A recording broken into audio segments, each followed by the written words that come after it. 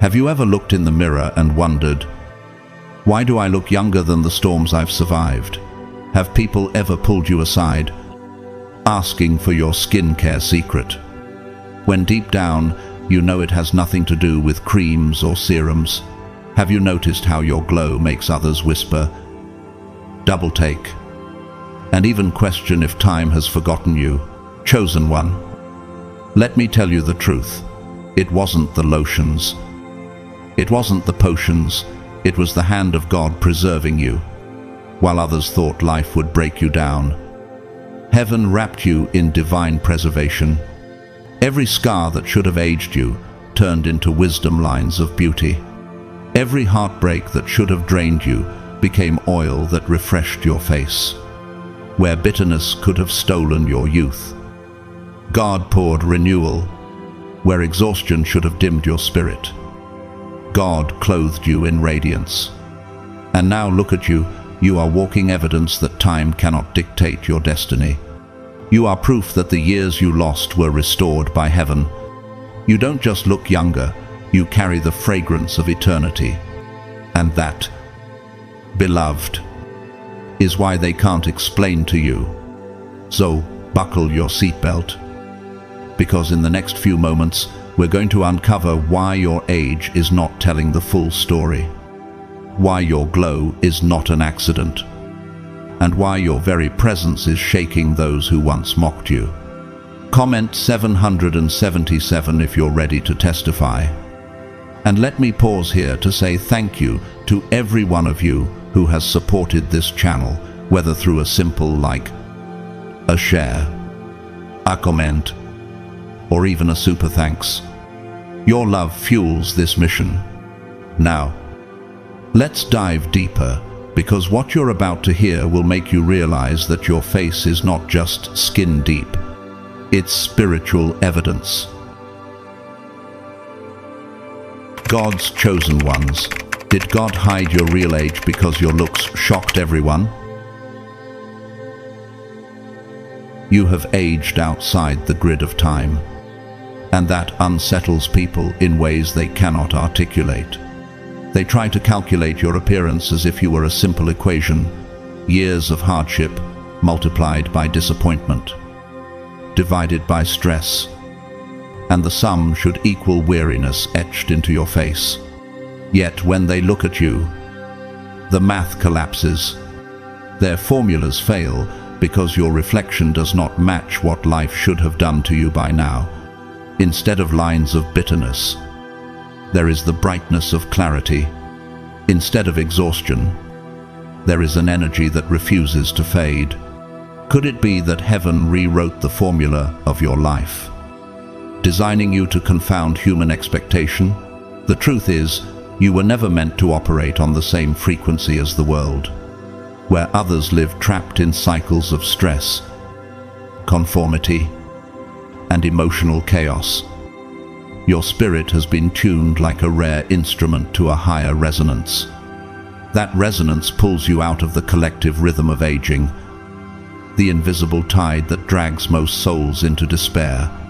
King David once declared in Psalm 103:5 that the Lord satisfies your years with good things, so that your youth is renewed like the eagle.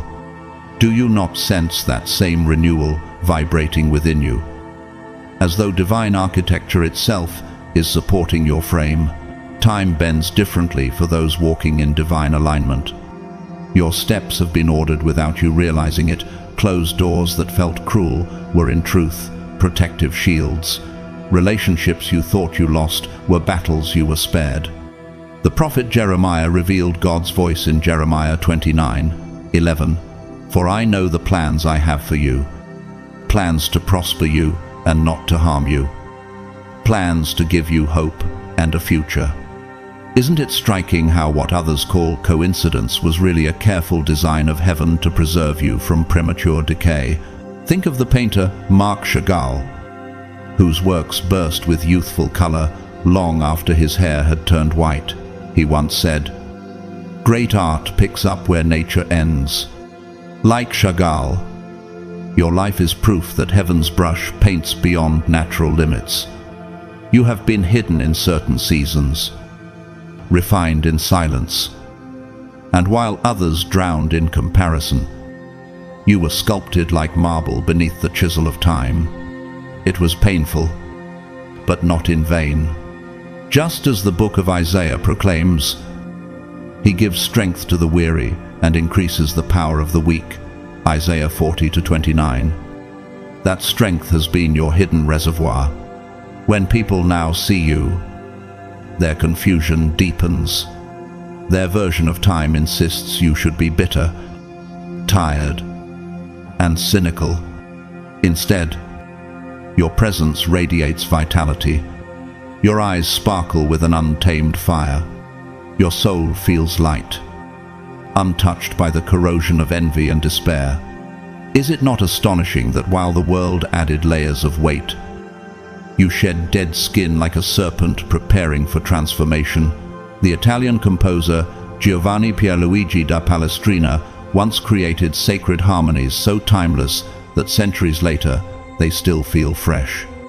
In the same way, your life resonates with a melody untouched by decay. This is why others cannot interpret your glow. It is not cosmetic, but spiritual. Those who wait on the Lord shall renew their strength. They shall mount up with wings like eagles. Isaiah 40-31. You are not simply aging well, you are aging differently, protected by a frequency that belongs to eternity, not the clock on the wall. But while your preservation astonishes some, it disturbs others.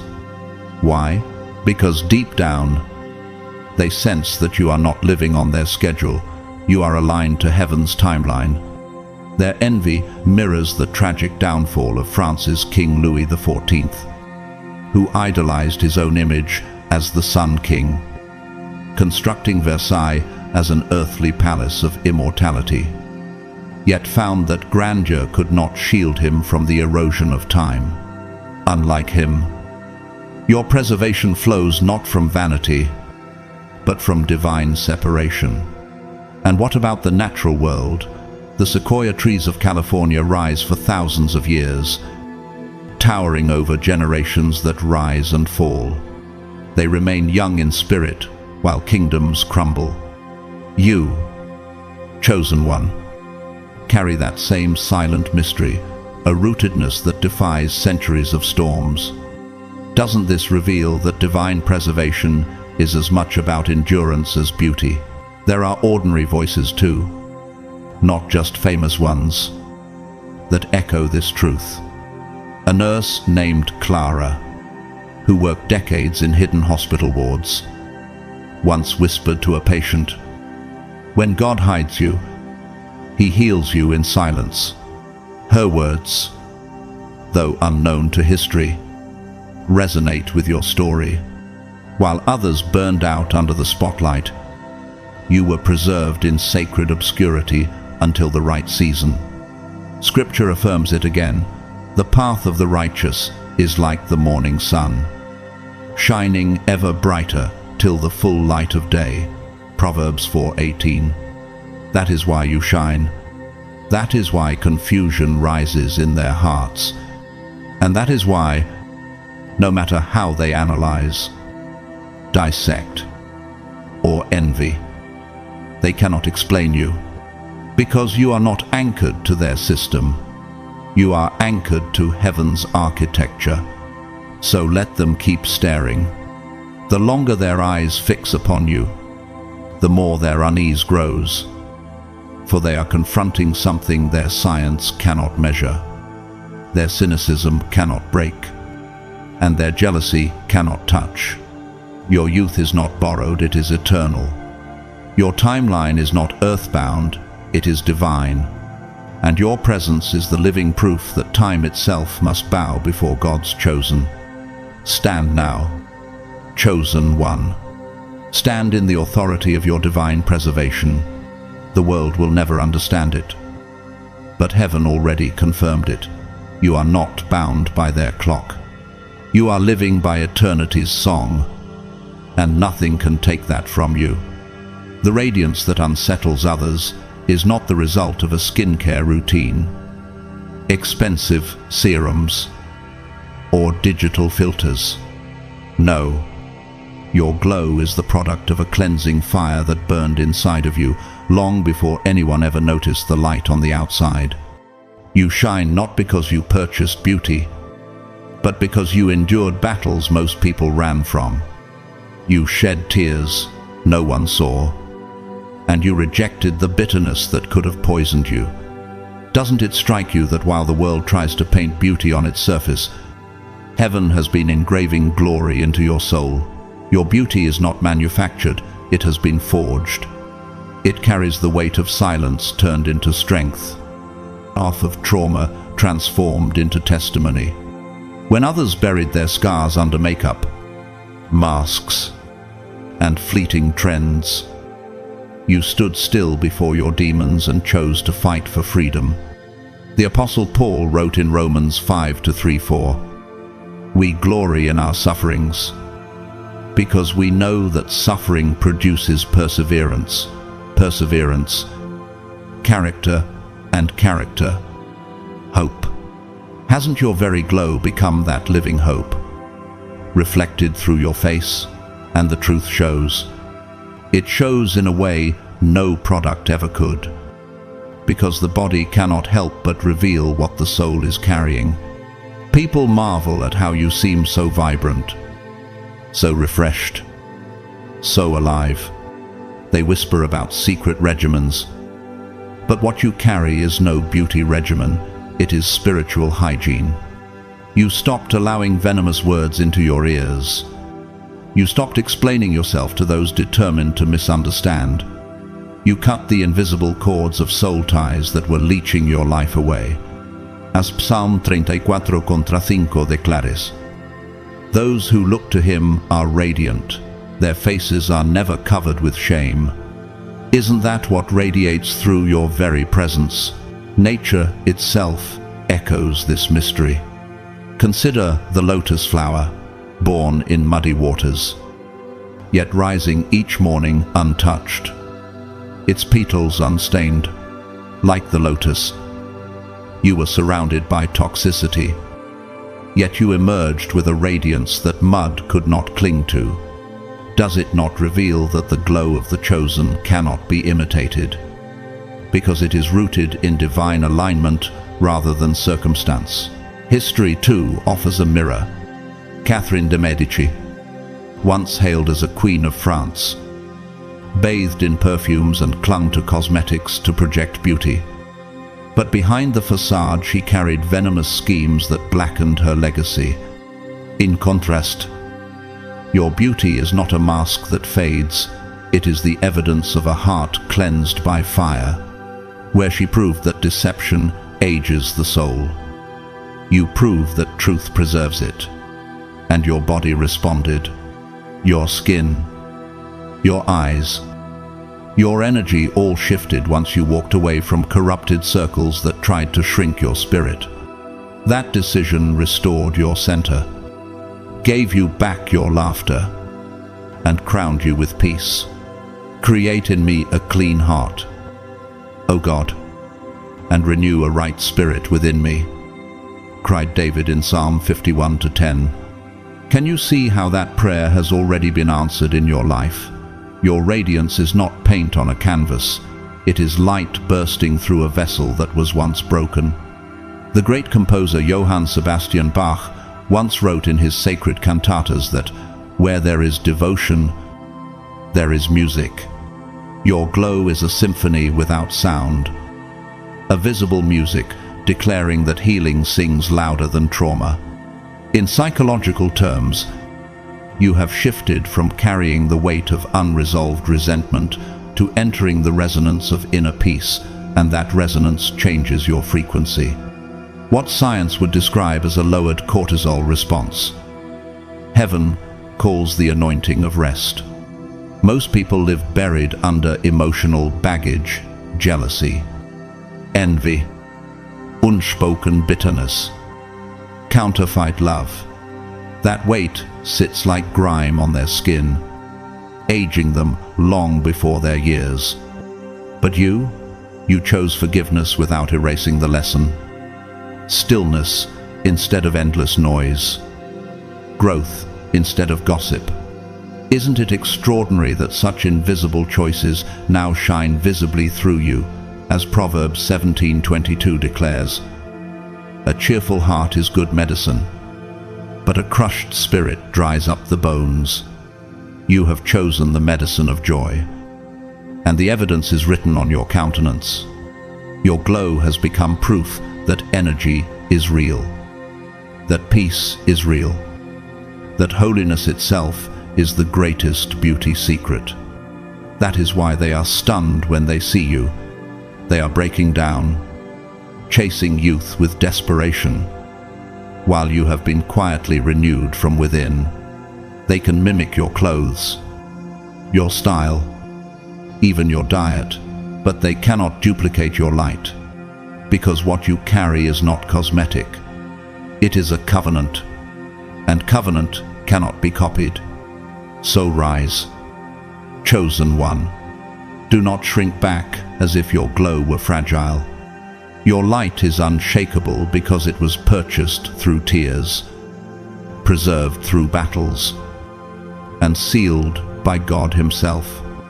Stand in that radiance, for no counterfeit can ever extinguish what heaven has ignited in you. What happened within you was not ordinary healing. You didn't simply move forward with half-hearted affirmations or paper-thin positivity, hoping the pain would vanish on its own. You engaged in a reconstruction so radical that your very cellular frequency shifted. You tore down the ruins of old habits, dismantled the architecture of trauma, and rebuilt yourself from the foundation up. Isn't it astonishing that while most people plaster over their scars, you perform surgery on your soul until truth begins pulsing through every nerve? That is why you don't look like what you've been through. You didn't bury pain under shallow smiles. You sat with discomfort until transformation had no choice but to root itself. You faced the wreckage and refused to flee, echoing the courage of Job, who said in Job 23:10, "But He knows the way that I take. When He has tested me, I will come forth as gold." Hasn't your very presence become proof that what once tried to destroy you has only refined you into something unshakable? Most people stay trapped in cycles of regret, shame, and rage, emotional loops that recycle the same pain until their bodies wear thin under the weight. That repetition erodes their faces, drains their eyes, and ages their souls. But you broke the loop. You unplugged from toxic systems that were accelerating your decay spiritually, emotionally, and physically. Can you feel the difference in the rhythm of your life now? Like an orchestra finely tuned to the correct key. Your body carries the evidence of this rewiring. Your skin is not just clear, it no longer holds the residue of decades of resentment. Your face is not just peaceful, it is unburdened. Your energy is not just positive, it is reorganized. The prophet Ezekiel once recorded God's promise, "I will give you a new heart and put a new spirit in you." Ezekiel 36:26. Isn't that what you now embody? A vessel with new coding, carrying clarity, vitality, and power where despair once lived. The science of this transformation is staggering. Psychologists call it neuroplasticity, the brain's ability to break patterns and form new pathways. Physiologists would describe your shift as a recalibration of the nervous system. Cortisol levels drop. Adrenaline ceases to flood. The body no longer prepares for constant war. In physics terms, your entire being adjusted its resonance, like a frequency freed from static. No wonder the Apostle Paul declared in 2 Corinthians 5:17, "If anyone is in Christ, the new creation has come, the old has gone. The new is here." Deus facta the news, entosses me.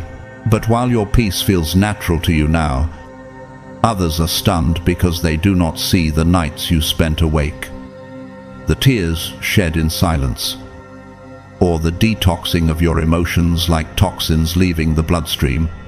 They only see the glow that healing left behind.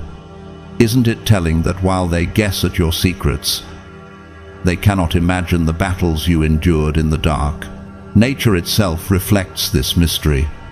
Think of a caterpillar dissolving inside its cocoon. In that hidden darkness, it breaks itself down to formlessness before reorganizing into a butterfly. Like that, you rewrote your DNA, allowing divine programming to replace the broken codes of survival. The psalmist said it with precision. You knit me together in my mother's womb, Psalm 139:13. But through healing, God has re-knitted you once again. This time, not for survival, but for freedom. History warns us of the opposite choice. Emperor Nero of Rome, consumed by rage and paranoia, recycled his trauma endlessly, projecting it onto his people with fire and violence. Instead of healing, he multiplied his wounds until they destroyed not only his legacy, but his very mind. Doesn't this contrast reveal why your choice to heal has set you apart? You rewrote your life where others rewrote their destruction. And there are ordinary voices that echo this same truth. A man named Miguel, once a factory worker who overcame years of addiction, said, I had to tear down who I was to meet who I could be. Unknown to the world, yet profound in his testimony. His words mirror your journey. You dismantled the survival structures that once kept you alive, only to rise into a freedom that now makes you truly live. This is why people are shocked when they see you now. You don't look like a survivor clinging to fragments of the past. You look like someone rewritten by heaven's hand. In a world obsessed with fake glow-ups, curated images, and shallow reinventions, your transformation stands as something authentic, something they cannot replicate because it did not come from cosmetics or trends, it came from covenant. So rise now, chosen one. Stand in the freedom you fought for, the freedom your DNA now carries, the freedom that radiates from your very presence. You are not a recycled soul, you are a new creation, recorded by the divine, and no imitation can compete with what God has made utterly new. You are not aging in the way they are, because you are no longer chained to the lies they still carry. Most people live as prisoners of invisible scripts, roles they never chose, labels handed down by culture, fears planted in childhood, and expectations woven into them by society.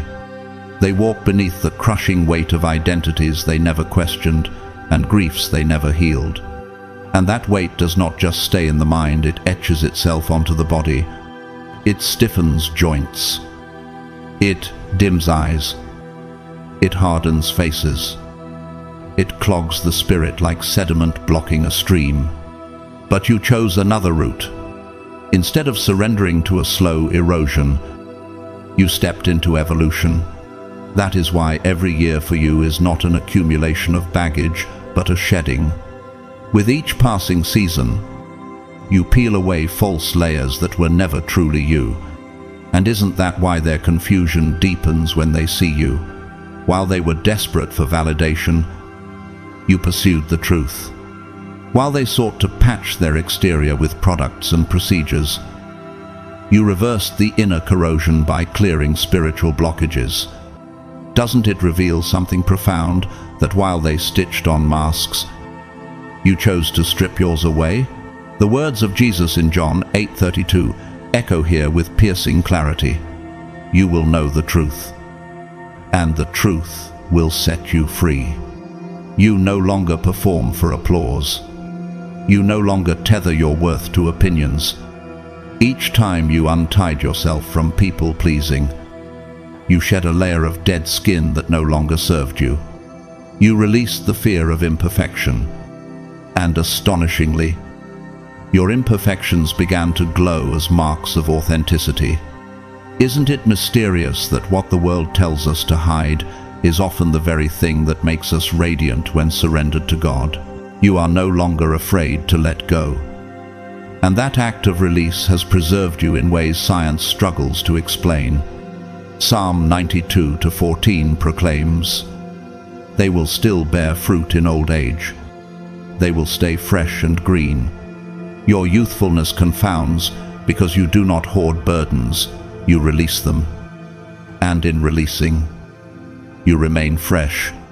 Where others cling to timelines dictated by culture, you walk to the rhythm of heaven's metronome.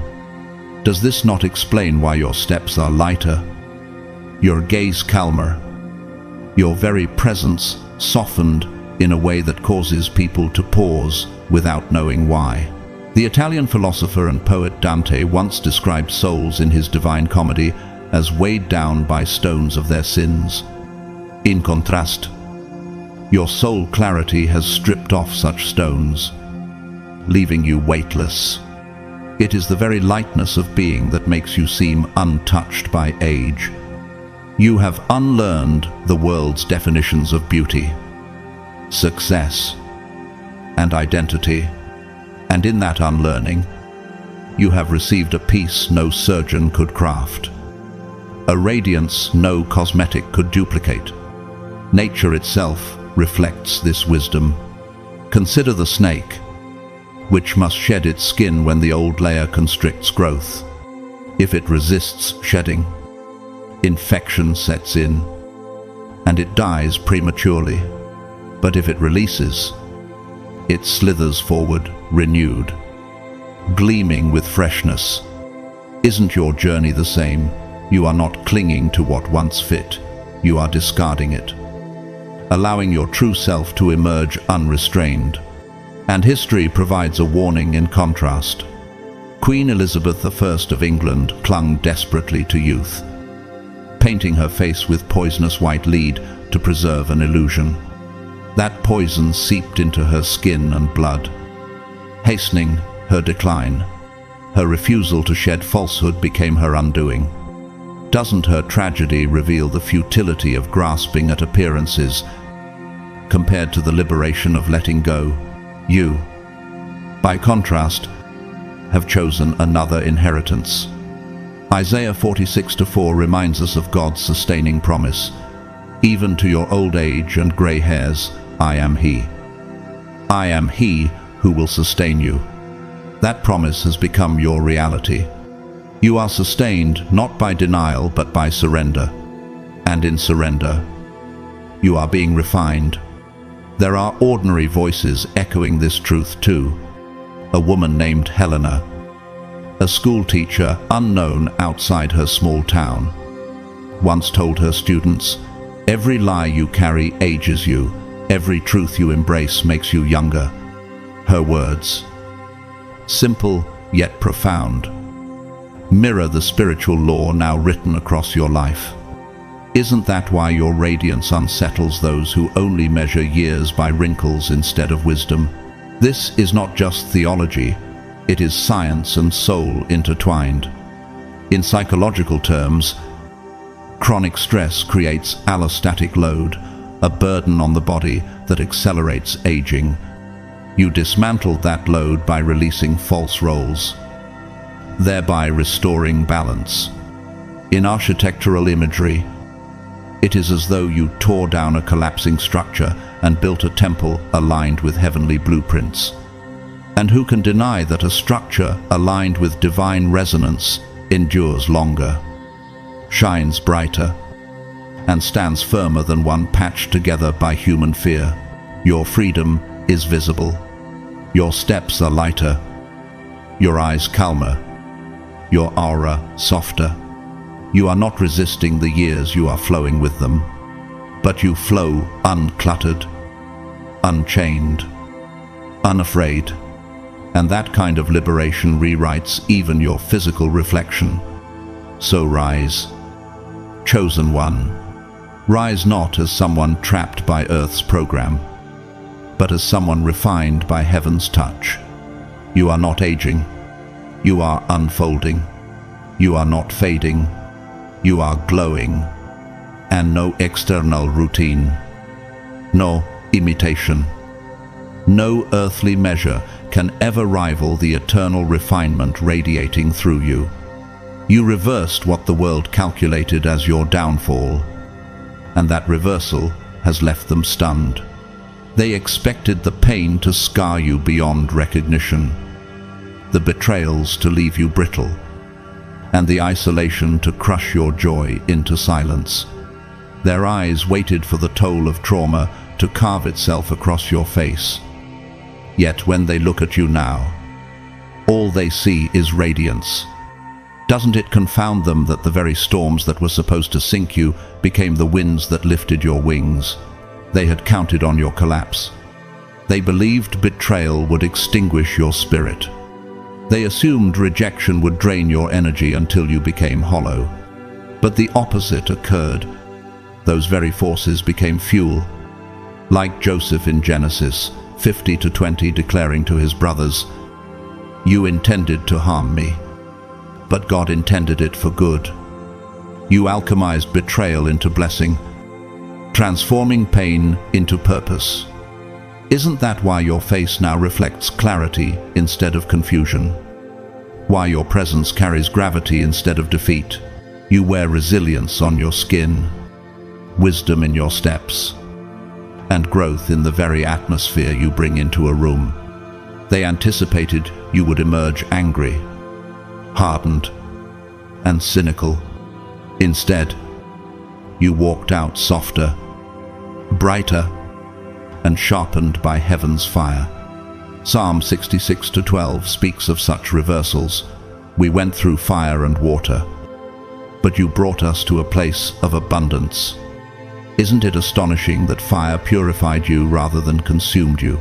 And now, every glance they throw at you carries the weight of memory. They know what should have happened to you. They remember the betrayals, the loneliness, the countless weights piled against your shoulders. By their calculations, you should have aged twice as fast. Your heart should have grown cold. Your spirit should have collapsed. But here you stand glowing, grounded, unshaken. How can they explain that your face does not bear the wrinkles of bitterness, but the glow of freedom? History itself warns us with counterexamples.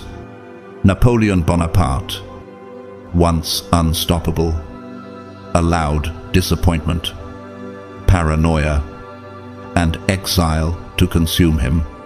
Instead of rising through betrayal, he was undone by it, aging rapidly under the pressure of defeat until his empire crumbled. Isn't this contrast proof that what destroys some can refine others, depending on the choices made? You refused victimhood. You dismantled pain until it became divine material in God's hands. And nature too whispers the same truth. Consider the oyster, wounded by sand. What should cause infection and decay is slowly wrapped layer by layer until it becomes a pearl. Your scars have become pearls. Your wounds have become treasures. That is why your energy draws others in. Why they feel magnetized when you enter a space they are witnessing the rare glow of transmuted pain. The Apostle Paul wrote in Romans 8:28, "We know that in all things God works for the good of those who love him." You are living evidence of this mystery. The very disappointments that should have left you numb redirected you instead. The loneliness that should have left you bitter made you compassionate. Isn't it true that every cut you endured was rewritten into a new channel for God's light to flow through you? Ordinary voices confirm this too. A bus driver named Samuel once shared with his passengers after recovering from bankruptcy, "The very failure that I thought ended me was the door that taught me how to live free." Unknown to history, yet profound in truth. His words echo your own story. What looked like your undoing became your rebuilding. Isaiah 61:3 promises that God gives a crown of beauty for ashes, the oil of joy for mourning, and a garment of praise for the spirit of despair. That promise drapes itself over your life. You didn't just survive the fire, you walked out crowned, clothed, and anointed. That's why your years are not written as weariness but as wonder. You chose something higher. You turned pain into purpose. You transformed disappointment into divine redirection. That shift rewired your body, your energy, your very presence. While others carry the weight of unresolved wounds, you walk in the freedom of scars healed by God's hand. Isn't it undeniable that transformation does not age, it elevates? So rise. Chosen one, stand as the proof that rising is real. Stand as the evidence that no scheme, no betrayal, no exile can erase the light God placed inside you. The longer they stare, the more they must admit it. What was meant to destroy you only made you luminous. You are not a product of your past. You are the prophecy of survival rewritten as radiance. You fasted from foolishness, and that sacred fast has preserved you in ways human eyes can barely comprehend. People often underestimate how destructive low-level energy truly is. They treat gossip like entertainment, chaos like normalcy, and dysfunction like culture. But you knew better. You discerned early that what masquerades as harmless chatter or harmless fun is often poison wrapped in sugar. Isn't it clear now that your decision to step away from confusion was not just a preference, but a lifeline? While others normalize cycles of backstabbing and shallow competition, you chose clarity over noise, solitude over counterfeit companionship, stillness over endless striving. It was a form of fasting not from food, but from foolishness. Proverbs 13:20 declares, "Walk with the wise and become wise, for a companion of fools suffers harm." Haven't you seen with your own eyes how companionship with folly ages the spirit, yet you refrained? And in refraining, you were preserved. That decision did more than protect your peace. It preserved your very life force. You did not age the way they did because you refused to host chaos inside you. You weren't constantly defending yourself, proving yourself, or explaining yourself to people committed to misunderstanding you. You released the need to join their games. You let them think what they wanted while you stayed focused. And in that focus, your spirit remained intact. And because your spirit stayed intact, your body followed. Isn't that why your eyes still carry fire? Why your skin radiates clarity? Why your steps are lighter than those buried in drama? Nature reflects this mystery. The hummingbird, one of creation's smallest wonders, survives by feeding on pure nectar. It cannot digest poison. It cannot thrive on waste. Its survival is dependent on choosing wisely where it lands. You have done the same. By refusing to sip from the nectar of foolishness, you have preserved your vitality. Doesn't that explain why? Like the hummingbird, your presence feels alive, sharp, and full of grace. Most people do not age because of time. They age because of turmoil, internal stress, unhealed drama, and false living erode the body faster than any clock. Psalm 34:14 exhorts, "Turn from evil and do good, seek peace and pursue it." You pursued peace relentlessly, even when chaos beckoned, and that pursuit rewrote your reflection. You are not younger because of creams or diets. You are younger because you refuse to allow corruption a seat at your table. History offers a sobering contrast. Caligula, the Roman emperor, indulged every foolish impulse, drunkenness, cruelty, debauchery. His reign was short. His body deteriorated. His mind shattered. His life shows us that to feast on foolishness is to accelerate decay.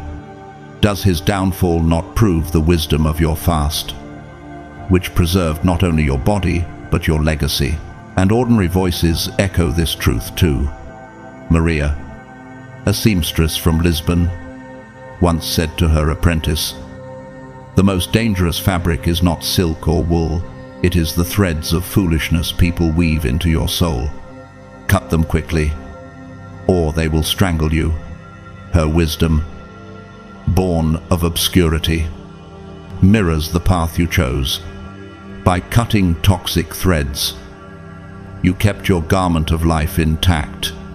Scripture affirms again in Isaiah 26:3, "You will keep in perfect peace those whose minds are steadfast, because they trust in you." That peace has been your shield. While others grew weary keeping pace with chaos, you preserved yourself through discipline. Your aura brightened because you fasted from distraction. Your mind stayed sharp because you abstained from confusion.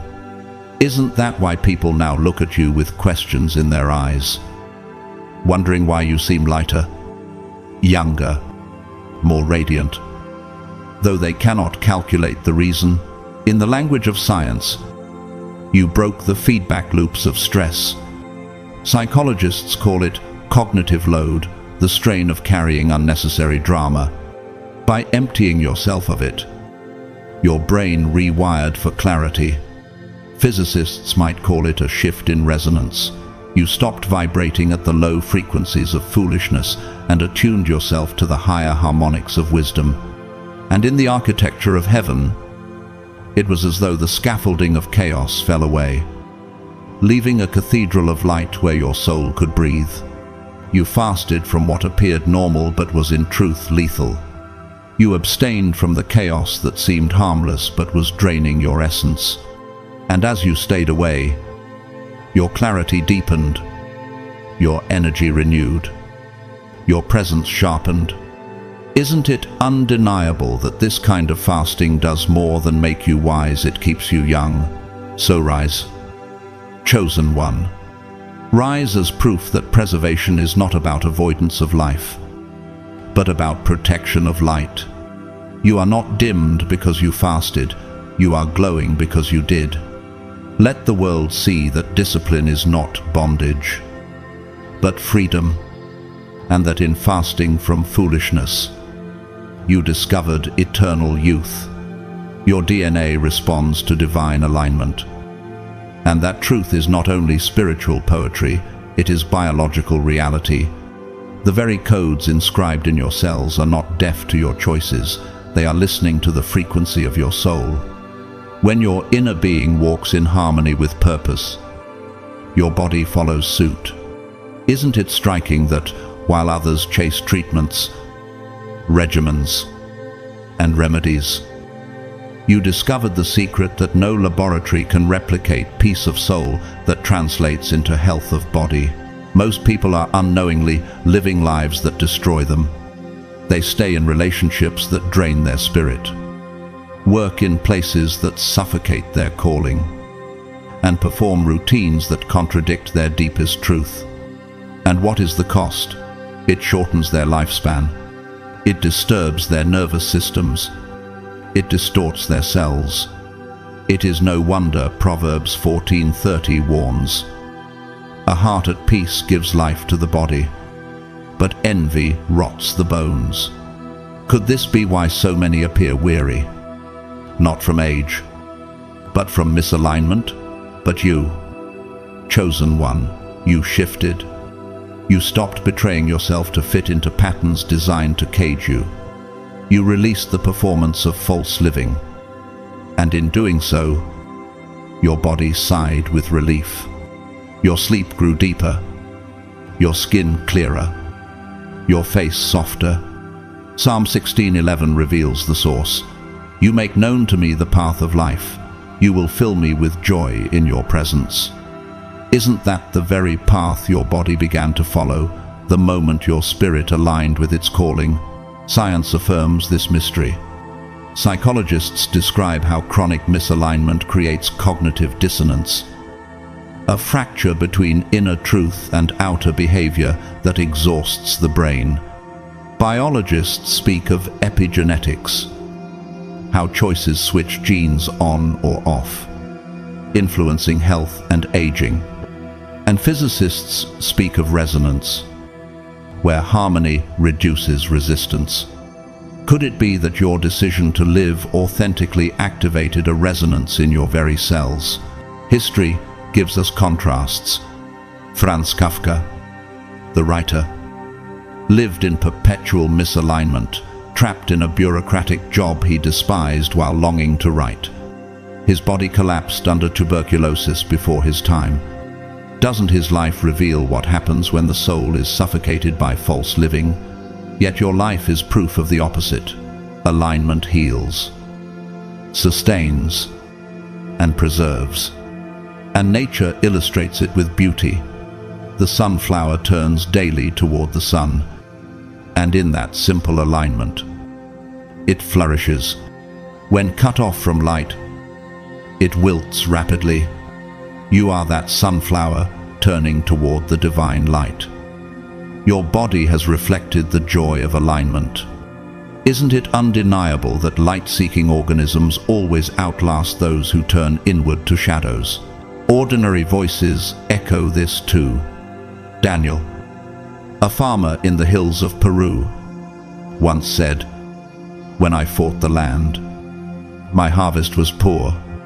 When I worked with it, my hands grew strong, and the earth fed me." His testimony, though humble, mirrors your journey. Once you stopped fighting your path, strength returned, and your very body bore witness. The psalmist wrote, "The Lord sustains them on their sickbed and restores them from their bed of illness." Psalm 41:3. What medicine failed to accomplish, alignment achieved in you. You are not frozen in time, you are moving in divine rhythm. The stress response is quieted, the inflammation reduced, the hormones stabilized. While others aged from resistance, you grew youthful from release. Isn't it extraordinary that by saying yes to truth, your cells stopped bracing for disaster and began rebuilding you? And art has captured this same mystery. In Handel's Messiah, the chorus thundered, "And the glory of the Lord shall be revealed, and all flesh shall see it together." Your flesh is bearing that revelation. Your glow is not cosmetic but covenant.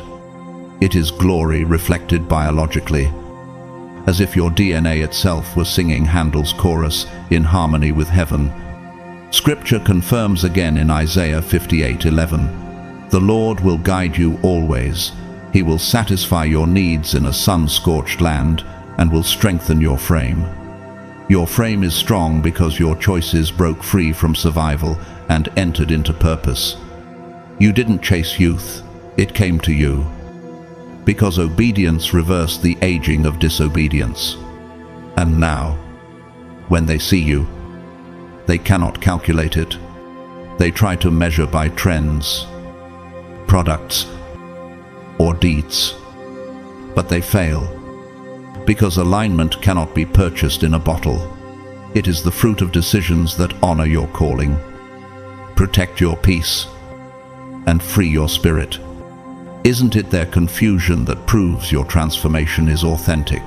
So rise, chosen one. Stand as living proof that biology bends to obedience, that DNA listens to destiny. That glow comes not from vanity, but from alignment. You are not held in time, you are held in rhythm, and nothing they can mimic will ever duplicate what heaven has written in your very cells. You mastered emotional regulation in a world intoxicated by chaos. and that rare discipline has preserved you in ways most cannot comprehend, while others live in a constant cycle of reacting, defending, exploding, and collapsing. You trained yourself to step into another rhythm. You taught your soul to pause. You practiced the art of breathing before speaking, of weighing before acting, of stepping back when the crowd lunged forward. Isn't it remarkable that this choice not only saved your peace, but also shaped your very appearance, softening what could have been hardened by stress? Most people fail to recognize how deeply emotions carve the body. Unmanaged anger becomes poison to the bloodstream. Anxiety etches itself into frown lines. Resentment tightens the jaw. Constant comparison distorts the glow of the eyes. Ecclesiastes 7-9 warns, "Do not be quickly provoked in your spirit, for anger resides in the lap of fools." Haven't you witnessed how those who let their fury rule them begin to look older, heavier, and more tired than their years? But you chose a different way. You became an observer instead of an absorber. You stopped carrying every insult into your chest, every offense into your bloodstream. You learned the sacred distinction between feeling emotions and being enslaved by them. That is not coldness, it is wisdom. It is maturity. Proverbs 25:28 declares, "Like a city whose walls are broken through is a person who lacks self-control." Your self-control rebuilt your walls, fortified you against intrusion, and preserved the treasures within. Science itself confirms what Scripture already knew. Psychologists describe emotional regulation as the architecture of resilience. Those who master it calm their nervous systems, lower cortisol, and reduce inflammation. Neuroscientists show that the brain's amygdala, once trained, no longer hijacks the body with panic, but synchronizes with the prefrontal cortex, enabling clarity. Doesn't this explain why your eyes are clear, your face unlined by constant tension, your steps unburdened by fear? History warns us of the opposite. Alexander the Great conquered nations but could not conquer his temper in one fit of rage. He killed his closest friend and spiraled into despair. His empire fractured because his emotions ruled him. Isn't that proof that without mastery, even the strongest crumble? Yet your story is the reversal. By taming storms within, you stood unshaken against storms outside. And nature itself illustrates your discipline. The oak tree in winter loses its leaves but does not panic. It endures wind and snow with stillness, its roots drawing quietly from unseen reservoirs. Like the oak, you did not flail in every season. You stood grounded, and because you stood, you preserved life within your frame. Ordinary voices carry this truth as well. A nurse named Elijah, who worked in emergency wards for 30 years, once said, "The strongest people are not the loudest. They are the ones who can keep steady hands when the world shakes." His words, born in the chaos of life and death rooms, echo your journey. Your steadiness amid storms confuses those addicted to reaction. Psalm 4:4 instructs, "Tremble and do not sin when you are on your beds. Search your hearts and be silent." You learned this silence, not as suppression but as strategy. You did not numb yourself. You allowed emotions to rise and pass like waves without drowning in them. Isn't that why your nervous system recalibrated, shifting from chronic fight or flight into divine balance? And art captured this too. In Shakespeare's Hamlet, Polonius counsels his son with the line, "Give thy thoughts no tongue, nor any unproportioned thought." While few heed such wisdom, you embodied it. By refusing to let every thought become a reaction, you rewrote your destiny. Isaías 30:15 declares, "In quietness and trust is your strength." That strength shows on your face. It radiates through your aura. People think it is genetics, but the truth is deeper. It is discipline. It is practice. It is choosing battles worthy of your spirit and abandoning those designed to drain your glow. So rise, chosen one. Rise as living proof that calm is not weakness but power. Rise as evidence that emotional mastery is a fountain of youth. While the world collapses under its reactions, you will stand tall, glowing, grounded, unshaken because you mastered the storm within. You are carrying ancient light in a modern body, and that truth is what unsettles people the most. They see youth in your skin, clarity in your eyes, vitality in your steps. Yet beneath it all is something older, something sacred, something beyond their comprehension. Isn't it fascinating that they sense your glow but cannot define its origin? They attempt to explain it as genetics, as discipline, as fortune. But none of their words capture the truth. Your very presence radiates eternity. You are not simply aging well, you are radiating something time cannot measure. The stillness you carry was not taught by any teacher. The wisdom in your eyes was not borrowed from any book. Ecclesiastes 3:11 whispers, "He has made everything beautiful in its time. He has also set eternity in the human heart." Isn't this why people are confused around you? Because they feel eternity pulsing through your temporary frame. From the beginning, you did not walk into this world empty. You came carrying codes, fragments of memory, divine blueprints inscribed in your soul. As a child, others sensed it. Some respected it, others resented it.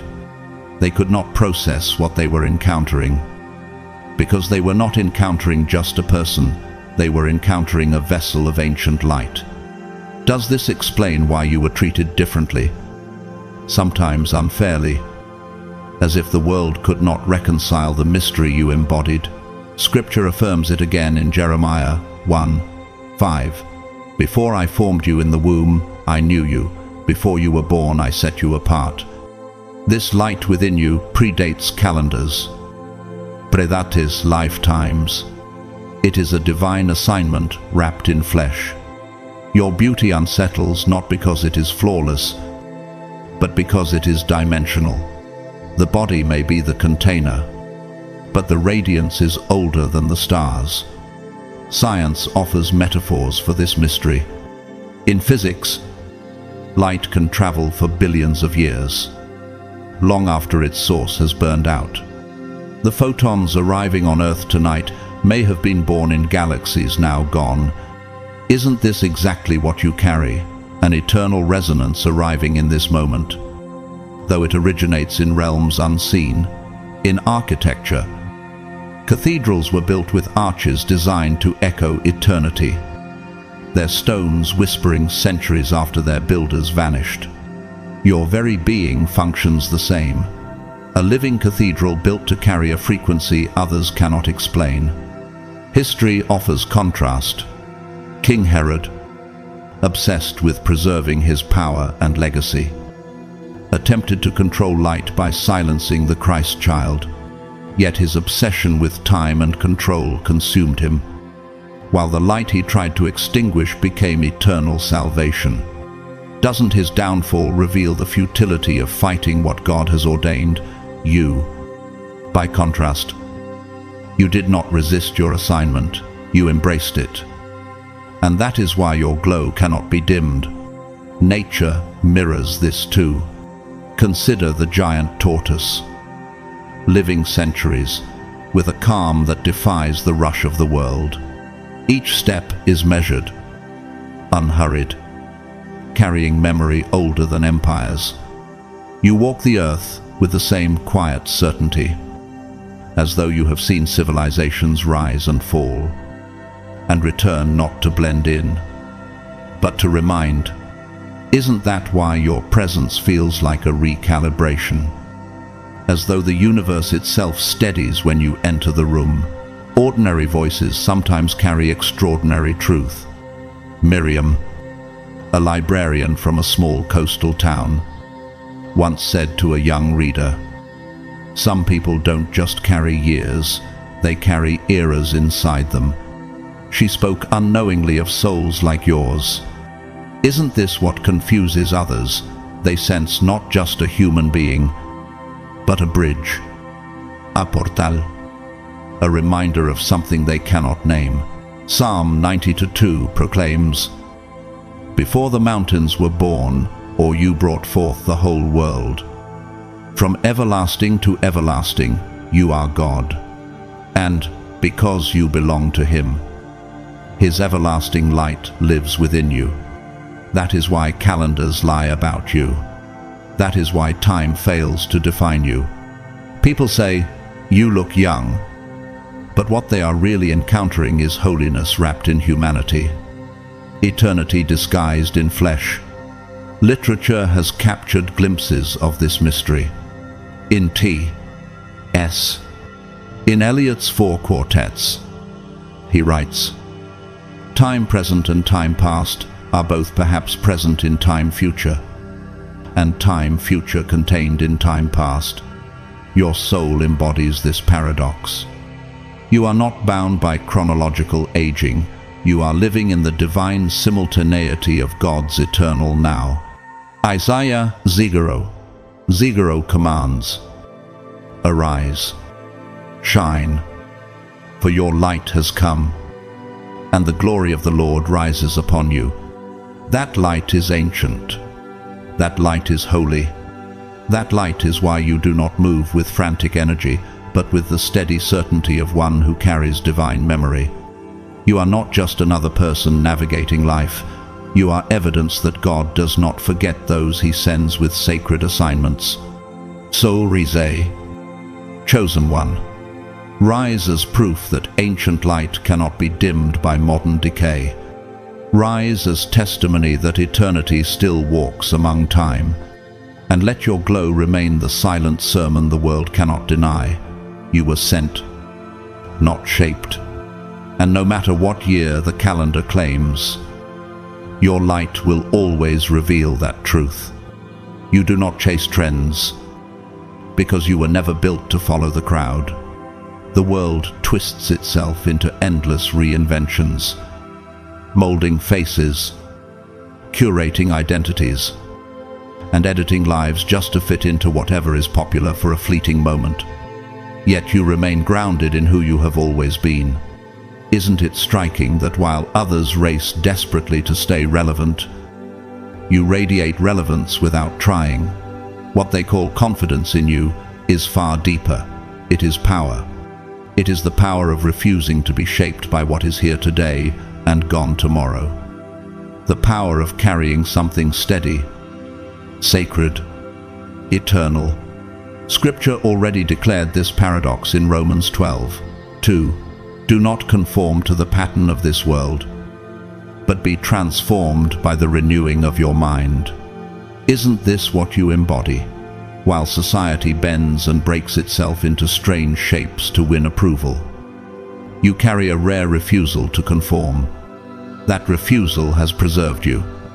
That is why no trend can label you, no season can age you, and no imitation can copy you. People spend lifetimes trying to chase what's fashionable, only to lose themselves in the process. They cut, dye, carve, and edit themselves into oblivion, praying the world will applaud. Yet every time you enter a room, you remind them of something rare: authenticity. You are not scrambling to impress, nor exhausting yourself to prove. Your essence is enough, and it speaks louder than noise. Doesn't this explain why your presence draws eyes even when you remain silent? Psalm 90 contra 17 declares, May the favor of the Lord our God rest on us, establish the work of our hands for us. The favor upon you establishes your steps without effort. While others exhaust themselves with reinvention, you stand firm, and firmness itself becomes unforgettable. You are not loud, yet you linger in memory. You are not flashy, yet you turn heads. Because what you carry cannot be manufactured, it must be embodied. That is why you appear ageless. The world measures worth by trends, but trends expire, looks fade, popularity shifts, yet you remain. You age not with desperation, but with grace, with substance, with soul. Isaiah 40:8 captures this reality. The grass withers and the flowers fall, but the word of our God endures forever. Isn't your presence a living testimony that what is rooted in truth never fades? Art reflects the same mystery. In Beethoven's Symphony No. Joe, the Ode to Joy rises with a timeless resonance. Composed centuries ago, it still stirs souls because it was born from truth, not from trend. You embody that same resonance, timelessness written into being. People are magnetized not because you mirror culture, but because you transcend it. History offers warnings in contrast. Marie Antoinette, once adored for her lavish fashion, became imprisoned by trends and extravagance. Her obsession with appearances could not preserve her, it hastened her downfall. Isn't her story proof that those who cling to the shallow approval of culture collapse under its weight, while those who cling to truth rise above? You are the opposite of her fate. You never needed the crowd to validate your glow. Nature, too, offers its witness. The mountains remain unchanged while the seasons whirl around them. Snow covers them. Storms shake them. Yet they endure in majesty. Ancient and immovable, you are like those mountains. The world spins in circles, but you move forward in divine alignment. Isn't that why your energy stays pure and your essence remains clear? Ordinary voices confirm this reality too. A carpenter named Elias once told his apprentice, "If you build with shifting sand, you rebuild every year. If you build on stone, the house outlasts generations." His simple words mirror your truth. You were never built on sand, you were established on rock. That's why you do not reinvent every year, you never lose yourself to begin with. John 8:32 declares, "You will know the truth, and the truth will set you free." That truth is your foundation. It cannot be touched by opinions, popularity, or pressure. You are not in style, you are beyond style. You are not chasing relevance, you are the standard. Isn't that why your quiet refusal to conform has become your greatest anti-aging secret? While others exhaust themselves trying to be seen, you remain luminous simply by existing. And that is more than enough. So rise, chosen one. Rise as the evidence that authenticity is the rarest beauty. That truth is the only fountain of youth. That timelessness cannot be purchased, but must be embodied. The world will fade, but you will endure, for you are rooted in the eternal. You look like that because you let go. Plain and simple, yet profoundly revolutionary. While most people clutch at grudges, silent comparisons, and the endless performance of pretending to be fine, you chose release. Isn't it striking that what they cling to as identity has become their poison, while what you released became your freedom? Emotional baggage has weight, And that weight always finds a way to show on the body. But you refuse to carry what was never meant for you. Psalm 55 contra 22. Declares, cast your burden on the Lord, and he will sustain you. You lived that truth. You set down what everyone else drags from one season to the next. The grudges carved into their faces became lines of bitterness. But you dropped them.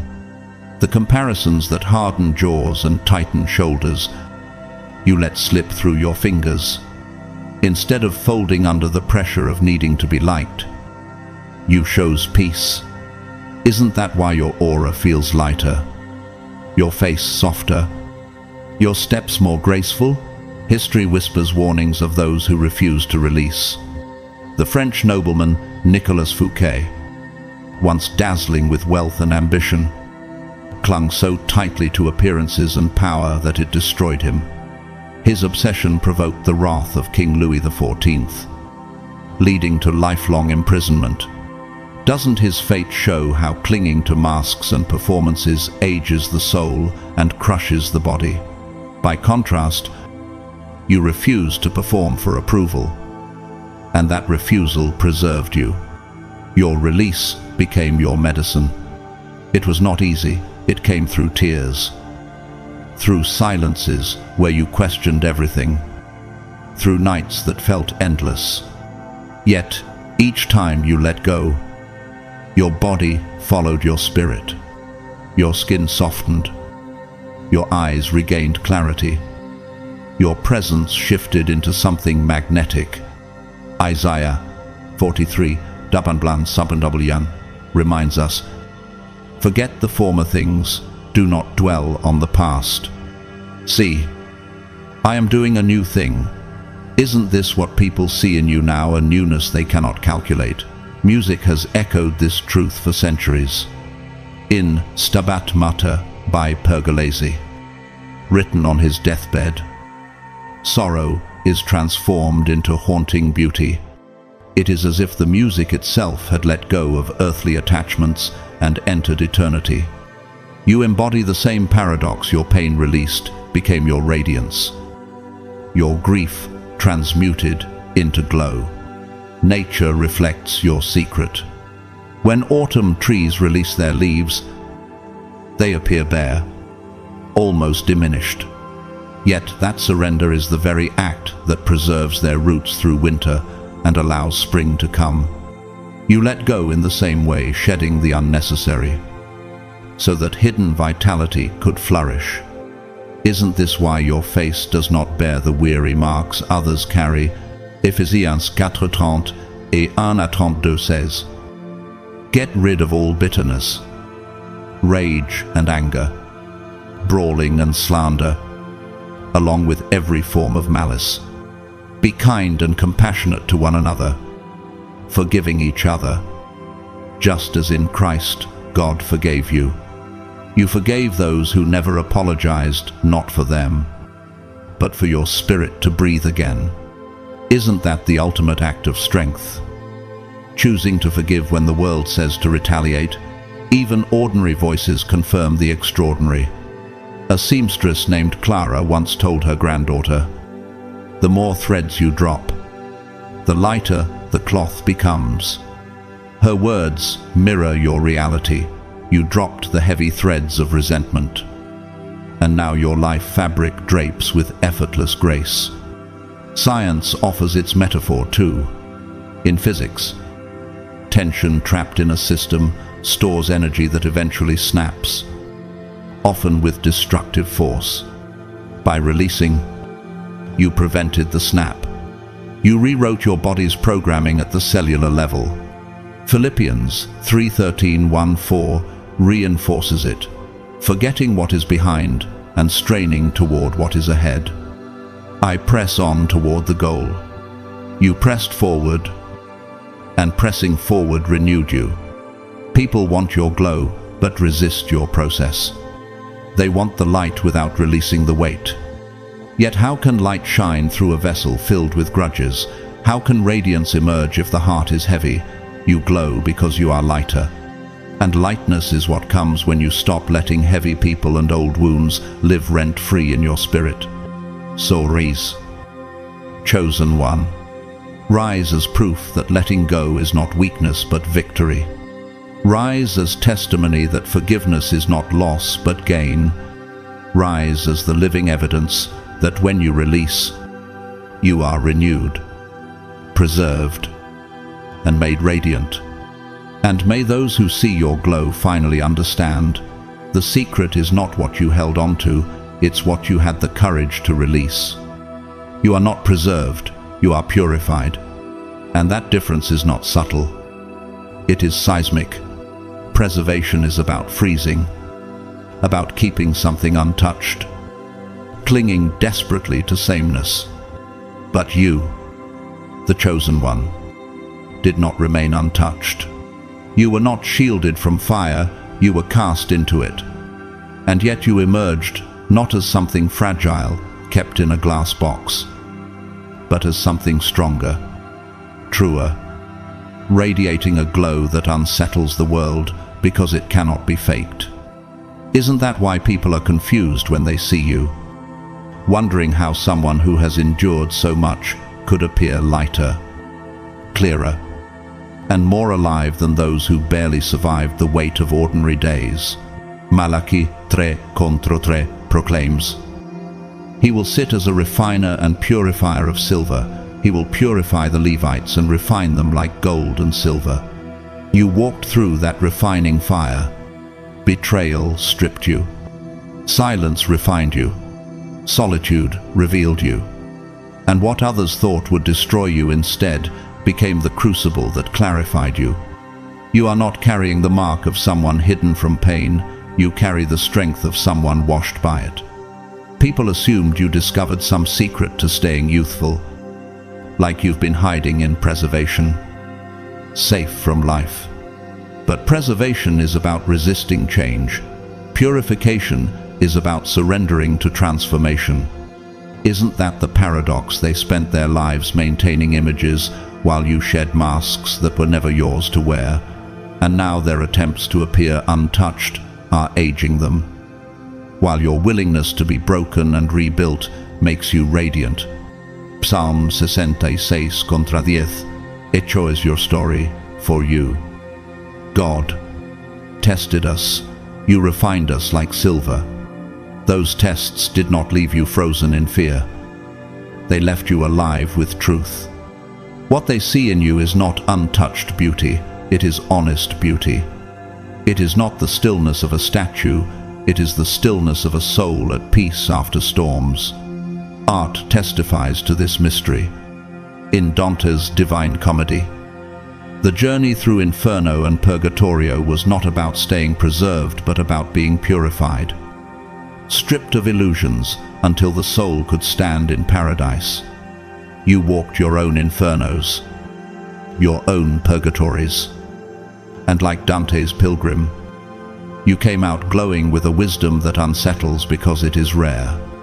History offers its counterexample, Emperor Nero, desperate to preserve his power and image, clung to lies, cruelty, and delusion. In the end, his preservation failed, his empire collapsed, and his name became synonymous with ruin. Doesn't his downfall show the futility of preservation without purification? You, by contrast, embraced truth, and truth remade you. Nature carries the same lesson. Consider volcanic glass obsidian. It forms when lava cools rapidly, its molten chaos crystallizing into clarity. What was once destruction becomes a sharp, gleaming tool, treasured for its strength. Aren't you like that, shaped by heat, but refined into something enduring? Isaiah 48:2 says, "See, I have refined you, though not as silver. I have tested you in the furnace of affliction." And the test was never meant to preserve you unchanged. It was meant to purify you into authenticity. That is why your beauty feels different. It is not loud, not forced, not shallow. It is quiet, still, powerful in a way that unsettles. Because it carries depth. People sense it, even if they don't know your details. That glow is the residue of release. Even ordinary voices affirm this.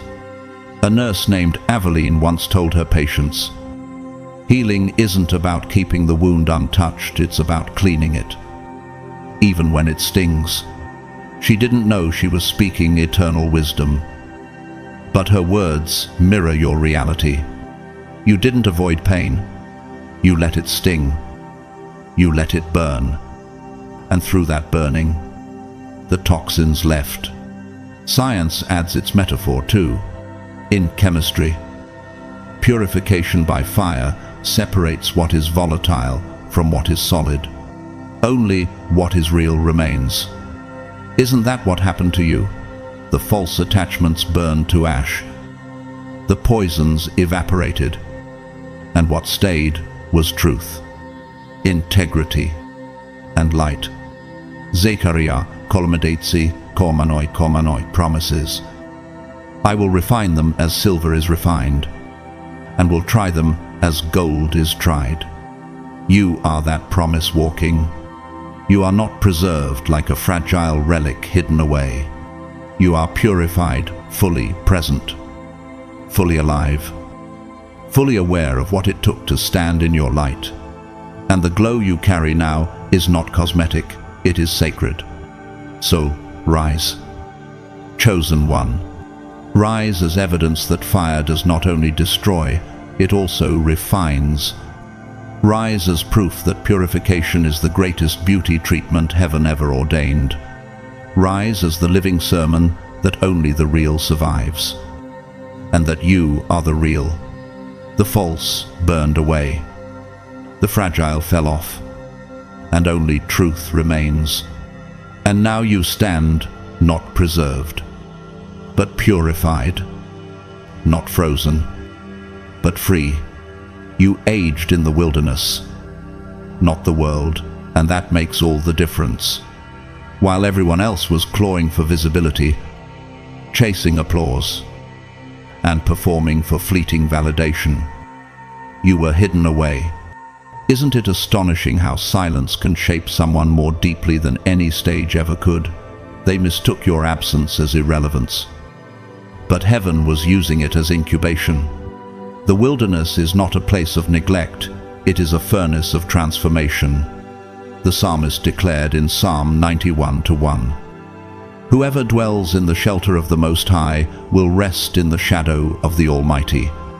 That is what happened to you. While others exhausted themselves trying to keep up with the constant noise of culture, you were resting in God's shadow, being formed by His hand. They burned out under the weight of belonging, while you were preserved by divine stillness. Isn't that why you now walk with a calm that unsettles those addicted to chaos? Your wilderness years stripped you bare. No applause. No audience. No comfort of being understood. You healed wounds no one saw, fought battles no one clapped for, carried tears that dried in silence. And yet, as Psalm 34:18 assures, the Lord is close to the broken-hearted and saves those who are crushed in spirit. Isn't this why your suffering did not age you into bitterness, but matured you into wisdom? Art captures this paradox beautifully.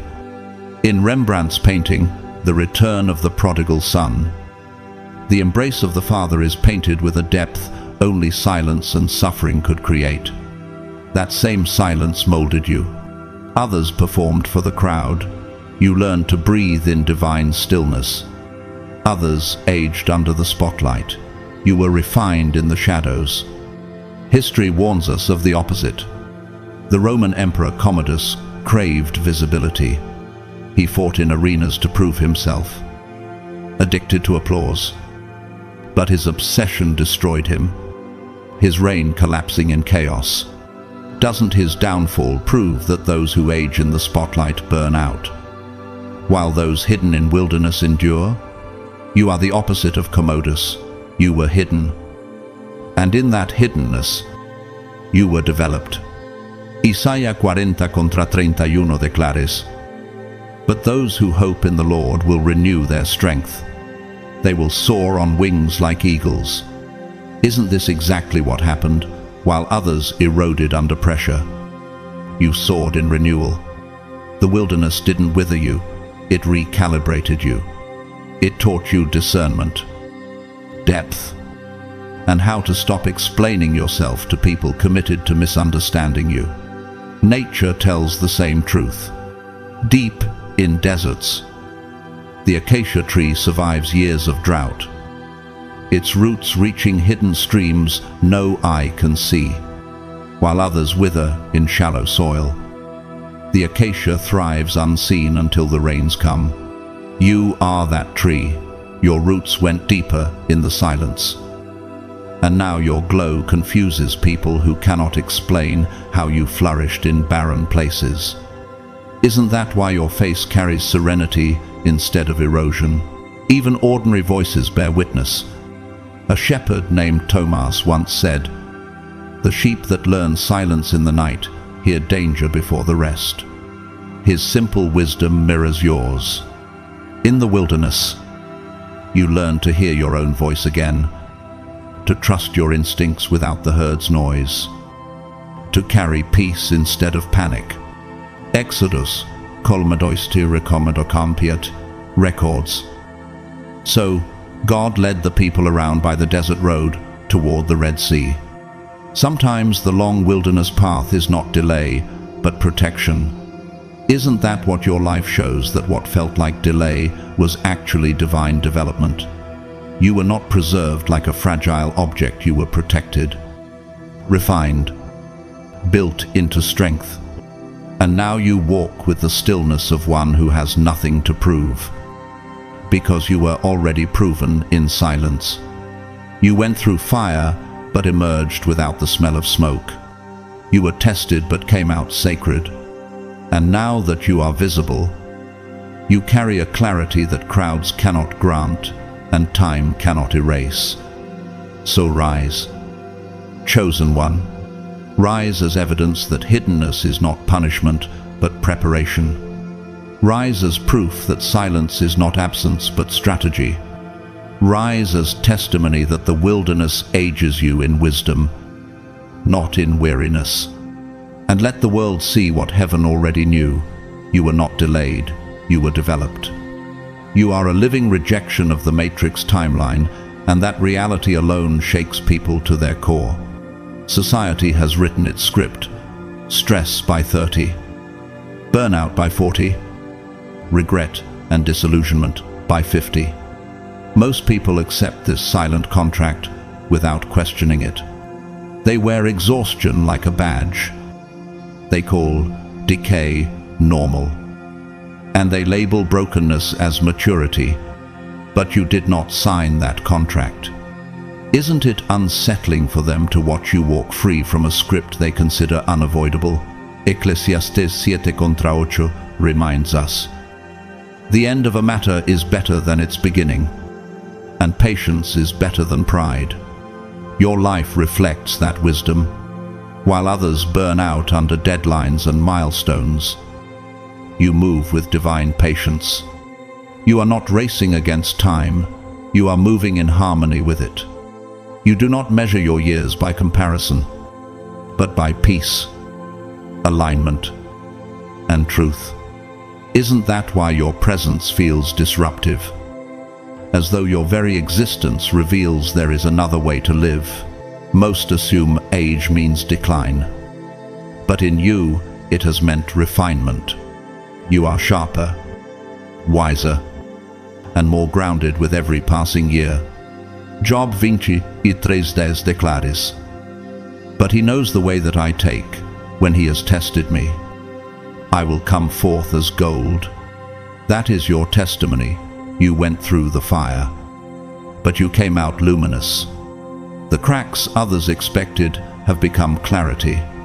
The bitterness they predicted turned into balance. History offers a counterexample. The Soviet dictator Joseph Stalin clung desperately to control.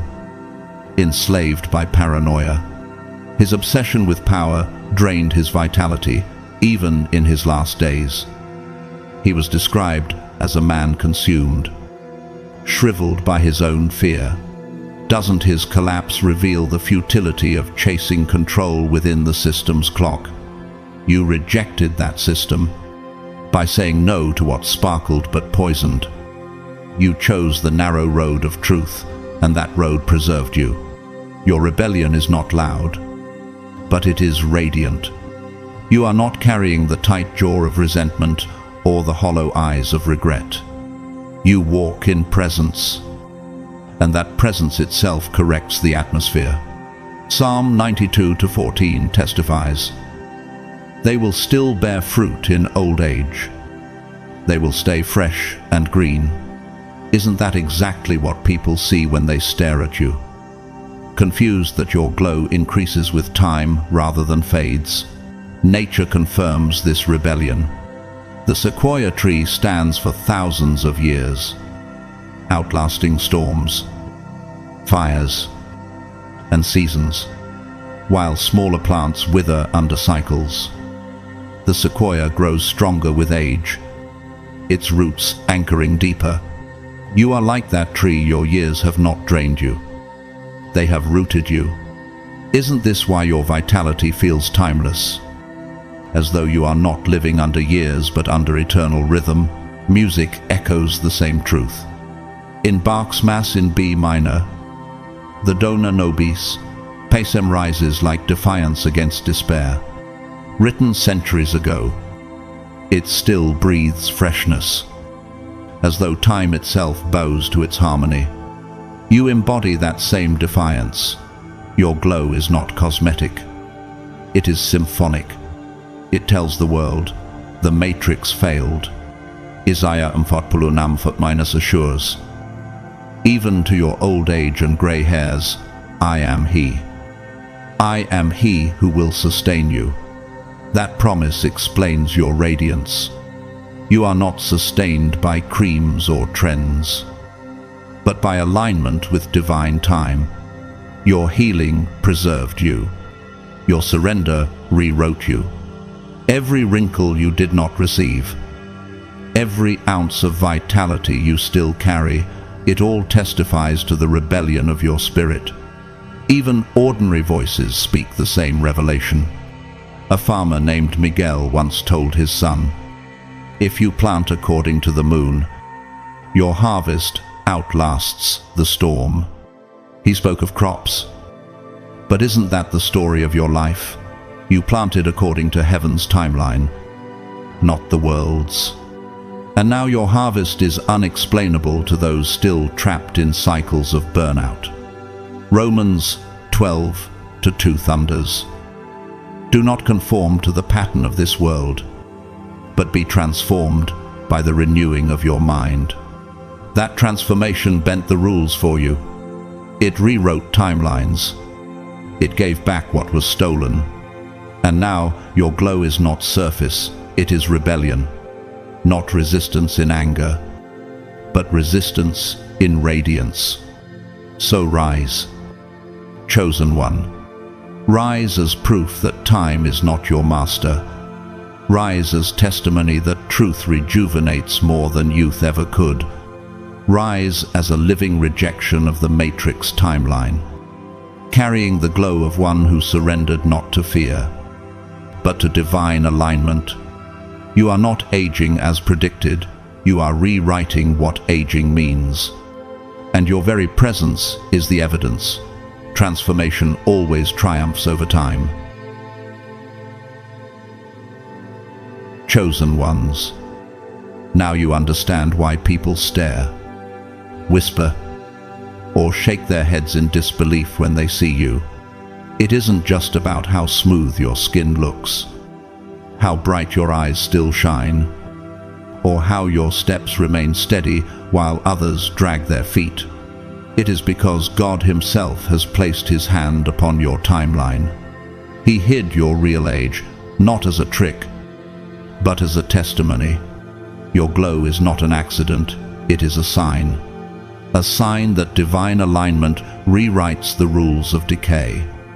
A sign that when the world says you should look weary, heaven says you will still look alive.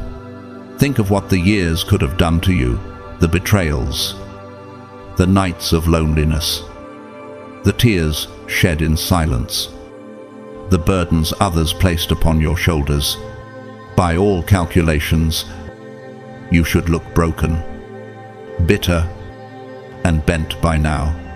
And yet, here you are, confusing them all. Why? Because time is not your master. Truth is, the wilderness preserved your spirit. The fire purified your soul, and the silence matured your mind.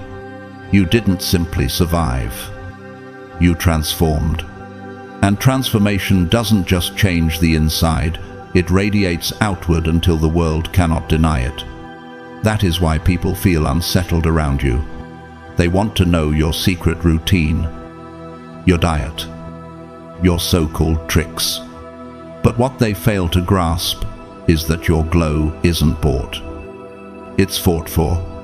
It's not in products, it's in peace. Not in filters, it's in forgiveness. Not in trends, it's in timeless truth. You are walking evidence that God can suspend what the world calls inevitable.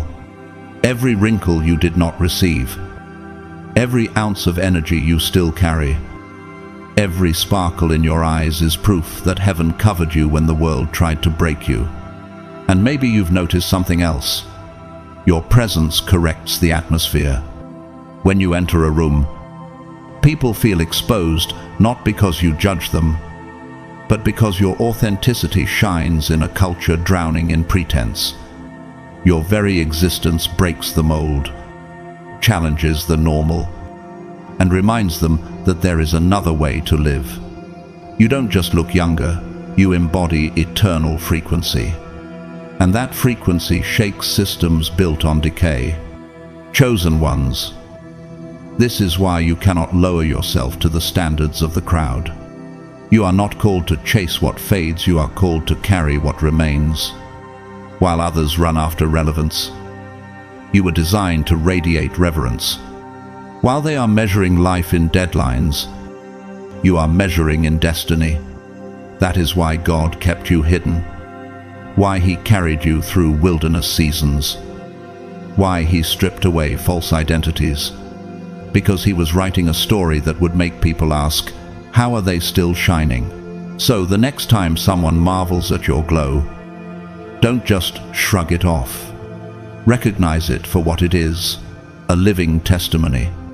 God didn't hide your age to flatter your ego. He did it to showcase His glory. He did it so that when people see you, they would sense eternity leaking through time. And whether they admit it or not, they feel it. That is why you are unforgettable. Not because of cosmetics, but because of covenant. Now, I want to speak to you directly. If this message resonated with your spirit, if you know deep down that God has been preserving and purifying you for such a time as this, then let your agreement be known. Comment 777 as a declaration that you are aligned with heaven's timeline, not the world's. Share this message so others who are confused about their glow can find clarity. Press like, subscribe, and help this channel continue to reach those chosen ones who need a word for their season. To every single one of you watching, whether you supported through super thanks or simply by giving your time, I want to say thank you. Your presence here is no small thing. Every view, every comment, every share builds this community of light carriers, and I am deeply grateful. You are proof that we are not alone on this journey, that the chosen ones are rising together. And as I close, I speak this blessing over you. May your youth be continually renewed like the eagles. May your glow never fade. but only deepen with peace. May you walk into rooms with clarity that silences confusion. May you live not by the decay of time, but by the rhythm of eternity. And may every person who sees you be reminded that God still hides his jewels, still preserves his chosen, and still makes his people shine beyond explanation. You are not just preserved, you are purified. You are not just timeless, you are divine evidence. So rise, chosen one, and keep walking in the light. Because the world has already seen enough decay, it is time they witness what eternal radiance truly looks like.